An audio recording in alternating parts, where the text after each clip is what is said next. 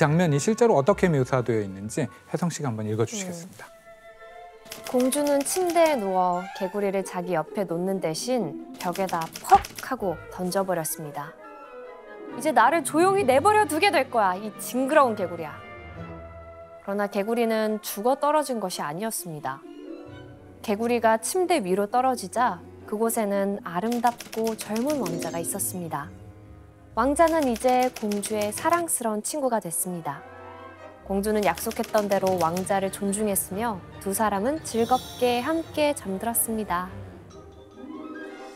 나 같으면 내가 왕자라면 기분 나빠서 다 나가서 와, 날 던져? 이러면서 역시 너는 겉만 보고 사람 판단하는 너 그런 공주구나.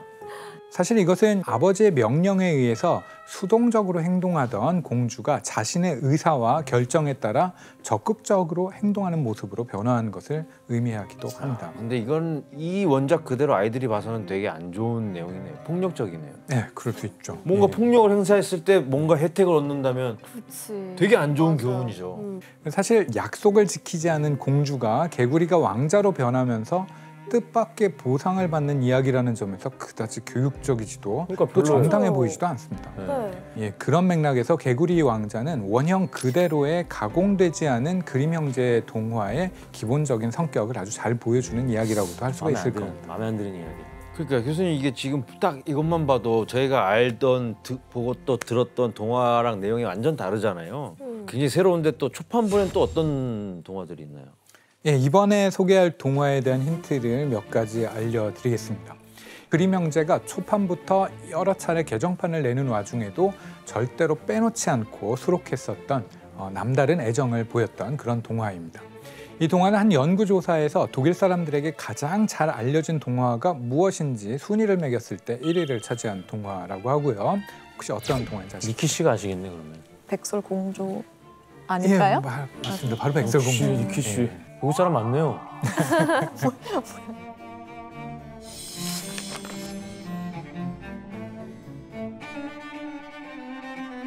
자, 여러분도 백설공주의 줄거리는 다들 잘 알고 계시죠? 네. 예, 한 왕비가 백설공주를 낳고 죽은 다음에 왕이 재혼을 하게 되고요. 그리고 이후에 백설공주의 미모를 질투한 왕비가 사냥꾼에게 백설공주를 죽이라고 명령을 하죠. 그렇지만 백설공주는 오두막에서 7난장이와 계속 살아가고 왕비는 공주를 죽이려고 3번이나 찾아가게 됩니다. 아, 3번이나. 마침내 백설공주는 독사과를 먹고 쓰러지게 되고요. 이후에 숲속을 지나던 왕자가 유리관에 누워있는 백설공주에게 첫눈에 반하게 됩니다. 그리고 왕자가 백설공주에게 키스를 하자 사랑의 힘으로 백설공주가 깨어나서 둘이 결혼해서 행복하게 산다. 이렇게 보통 알려져 있는 이야기입니다. 그렇다면 그림 형제가 초판본에 실었던 백설공주는 어떤 이야기일까요?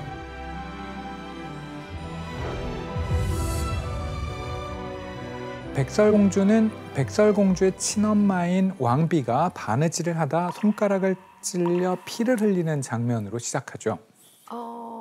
우리가 동화를 읽다 보면 바늘이나 물레에 찔려 피를 흘리는 여성들이 자주 등장하는데 이것은 무엇을 상징하는 것일까요? 혹시 그 출산? 여성들이 한 달에 한 번씩 그런 것일 수도 있고요. 바늘이나 물레에 찔려 피가 나는 건 남성과의 성적인 접촉을 상징할 수도 있습니다. 혹은 이제 아주 어린 여성일 경우에는 이것이 첫 번째 월경을 상징하는 경우들도 있고요. 이건 뭐 반드시 그렇다고 믿어야 되는 것은 아니고 이제 이렇게 해석을 할 수도 있다라고 하는 거죠. 백설공주에서도 첫 장면에서 왕비가 바늘에 찔려 피를 흘린 후에 곧 딸을 낳게 되고요. 그렇죠. 그리고 바로 그 딸이 바로 백설공주가 되는 겁니다. 자, 이후 이야기는 백설공주의 친엄마가 갑작스레 죽고 새롭게 왕비의 자리를 차지한 계모가 백설공주의 아름다움을 질투하면서 이제 본격적으로 전개가 됩니다. 결국 주체할 수 없는 질투심에 사로잡힌 왕비는 사냥꾼을 고용해서 백설공주를 죽여버릴 것을 명령을 합니다. 여기까지는 우리가 잘 알고 있는 이야기입니다. 자, 그런데 그림 형제 백설공주에서 왕비는 사냥꾼에게 백설공주를 죽인 후에 그 증거로 이것을 가져오라고 명령을 하거든요. 이게 뭐였을까요? 머리 아니에요? 내장? 머리카락? 머리. 내장. 내장? 내장이요? 자, 왕비가 증거로 머리도 아니고. 무엇을 가져오라고 한 건지 1812년 초판본에 이렇게 기록되어 있습니다. 아니 혜성 초판부 씨가 다 읽었네 보니까. 왜 알고 있지?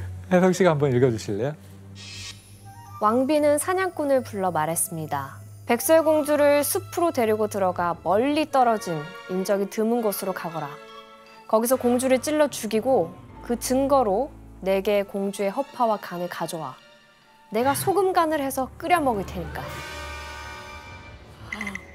네, 끔찍하죠. 바로 공주의 허파와 간을 가지고 오라고 한 겁니다. 내용을 들어보니까 어떠세요? 순대를 좋아하시는 분 같은데. 소금 간. 네, 순대는 간하고 간하고. 근데 왕비가 콕 집어서 허파와 간을 가져오라고 한 이유가 뭘까요? 허파와 간은 왕비가 백설공주의 확실한 죽음을 확인하고 공주의 아름다움을 자신의 완전한 소유로 만들려고 하는 그런 장치예요. 그래서 왕비가 백설공주 것이라고 믿고 멧돼지의 허파와 간을 직접 요리해서 먹는 내용이 나오거든요. 근데 이런 왕비의 행동이 좀 왕비를 더욱 악한 모습으로 묘사를 해서 네. 그 선과 악을 되게 극명하게 보여주려고 하는 것 같아요. 백설공주처럼 되려다가 멧돼지처럼 되겠네요. 아, 네. 게다가 그림 동화 초판본에는 지금과는 전혀 다른 한 가지 설정이 더 있었습니다. 여러분, 백설공주가 어떻게 죽음의 위기를 넘기고 살아났는지 기억하시나요? 왕자의 키스? 예, 보통 왕자의 키스로 백설공주가 깨어나는 것으로 알고 계시죠. 네. 하지만 그림 형제 버전의 백설공주는 좀 다른 방법으로 깨어나게 됩니다. 초판본 백설공주에선 백설공주가 왕자가 아닌 하인이 한 어떤 행동 때문에 다시 살아나게 되는데요. 어떤 행동이었을까요? 하인이 등을 두들겨줘요. 바로 답을 맞아요? 대체 이게 어떻게 된 일일까요? 왕자의 명령으로 계속 유리관을 들고 다녀야 했던 하인 중 한 명이 이딴 죽은 여자 때문에 우리가 하루 종일 고생해야 되나? 라고 화를 내면서 관을 열고 공주의 등을 가격을 한 거죠. 그러면서 이제 공주의 목에 걸린 사과가 튀어나오고 그렇게 백설공주는 목숨을 구하게 됩니다. 우와, 그런 이야기였다고요? 이것도 되게 현실적인데? 그쵸. 교수님, 그러면 결말도 혹시 우리가 알고 있는 거랑 좀 달라요?